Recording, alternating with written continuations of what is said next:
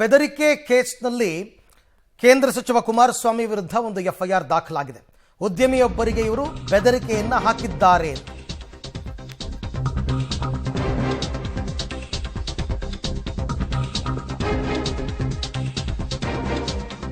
ಬೆದರಿಕೆ ಕೇಸ್ನಲ್ಲಿ ಎಚ್ಡಿಕೆ ವಿರುದ್ಧ ಎಫ್ಐಆರ್ ದಾಖಲಾಗಿದೆ. ಕೇಂದ್ರ ಮಂತ್ರಿ ಕುಮಾರಸ್ವಾಮಿಗೆ ಈಗ ಸಂಕಷ್ಟ ಶುರುವಾಗುತ್ತಾ ಅಂತ ಉದ್ಯಮಿಗೆ ಬೆದರಿಕೆ ಹಾಕಿ 50 ಕೋಟಿಗೆ ಬೇಡಿಕೆ ಇಟ್ಟಿದ್ದಾರಂತೆ ಕುಮಾರಸ್ವಾಮಿ.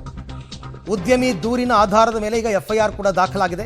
ಎಚ್ಡಿಕೆಗೆ ಈಗ ವಿಚಾರಣೆಯನ್ನ ಎದುರಿಸಬೇಕಾದ ಅನಿವಾರ್ಯತೆ ಇದೆ.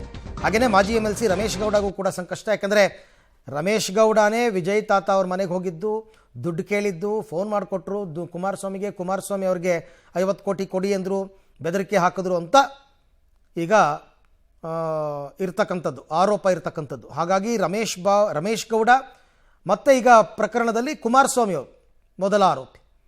ಪ್ರತಿದೂರು ದಾಖಲಾಗಿದೆ ಅಮೃತಹಳ್ಳಿ ಪೊಲೀಸ್ ಸ್ಟೇಷನ್ನಲ್ಲಿ ವಿಜಯ್ ತಾತ ವಿರುದ್ಧ. ಬಟ್ ಈಗ ವಿಜಯ್ ತಾತ ಕೊಟ್ಟಿರ್ತಕ್ಕಂಥ ದೂರು ಅದು. ಸೊ ಏನಿದು ಅಂತಂದರೆ, ಮಾಜಿ MLC ರಮೇಶ್ ಗೌಡ ಆಗಸ್ಟ್ 24 ರಾತ್ರಿ 10 ಗಂಟೆಗೆ ಮನೆಗೆ ಬಂದಿದ್ದರು. ಅಂದರೆ ದೂರಿನ FIR ಇದು ಏನಿದೆ ಅಂತಂದ್ಬಿಟ್ಟು ಉದ್ಯಮಿ ಕೊಟ್ಟಿರ್ತಕ್ಕಂಥ ದೂರು. ಕುಮಾರಸ್ವಾಮಿ ಜೊತೆ ಮಾತನಾಡಲು ರಮೇಶ್ ಗೌಡ ನನಗೆ ಮೊಬೈಲನ್ನು ಕೊಟ್ಟರು.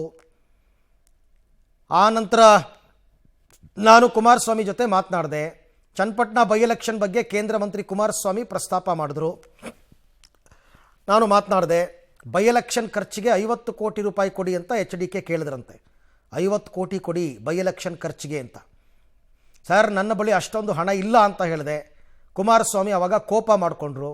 ದುಡ್ಡು ರೆಡಿ ಮಾಡಿದ್ರೆ ಸರಿ, ಇಲ್ಲದಿದ್ದರೆ ನಾನು ಏನು ಮಾಡ್ತೀನೋ ನನಗೇ ಗೊತ್ತಿಲ್ಲ ಅಂತ ಬೆದರಿಕೆ ಹಾಕಿದ್ರು ಅಂತೆಲ್ಲ ದೂರಲ್ಲಿ ಕೊಟ್ಟಿದ್ದಾರೆ ವಿಜಯ್ ತಾತ. ಬೆಂಗಳೂರಿನಲ್ಲಿ ರಿಯಲ್ ಎಸ್ಟೇಟ್ ಉದ್ಯಮ ನಡೆಸ್ತಿರೋದು, ಬದುಕೋದು ಕಷ್ಟ ಅಂತ ಬೆದರಿಸಿದ್ರು. ಕುಮಾರಸ್ವಾಮಿ ಆರೋಪ ಮಾಡಿದ್ರಲ್ಲ, ಇವರೆಲ್ಲ ಸೇರ್ಕೊಂಡು ರಿಯಲ್ ಎಸ್ಟೇಟ್ ಉದ್ಯಮ ಮಾಡ್ತಾ ಇದ್ದಾರೆ ಅಂತ. 50 ಕೋಟಿ ರೆಡಿ ಮಾಡ್ಕೊಳ್ಳಿ ಅಂತ MLC ರಮೇಶ್ ಗೌಡ ಕೂಡ ನನಗೆ ಎಚ್ಚರಿಕೆಯನ್ನು ಕೊಟ್ಟರು ಅಂತ ವಿಜಯ್ ತಾತ ಈಗ ದೂರು ಕೊಟ್ಟಿದ್ದಾರೆ. ದೇಗುಲ ಶಾಲೆ ಕಟ್ಟಿಸ್ತಾ ಇದ್ದು ಹೆಚ್ಚುವರಿಯಾಗಿ 5 ಕೋಟಿ ಕೊಡುವಂತ ಒತ್ತಾಯಿಸಿದ್ರಂತೆ ರಮೇಶ್ ಗೌಡ. ಈ ಹಣ ನೀಡದೇ ಇದ್ದರೆ ನಿಮಗೆ ತೊಂದರೆ ಎದುರಾಗುತ್ತೆ ಅಂತ ರಮೇಶ್ ಗೌಡ ಕೂಡ ಧಮಕಿ ಹಾಕಿದ್ರು ಅಂತ ದೂರು. ಇದಕ್ಕೆ ಸಂಬಂಧಪಟ್ಟಂತೆ ರಮೇಶ್ ಗೌಡ ವಾಟ್ಸಪ್ ಸಂದೇಶ ಕೂಡ ನನ್ನ ಹತ್ರ ಕಳಿಸಿದ್ದಾರೆ. ಅದು ನನ್ನ ಹತ್ರ ಇದೆ ಅಂತ ಹೇಳಿದ್ದಾರೆ.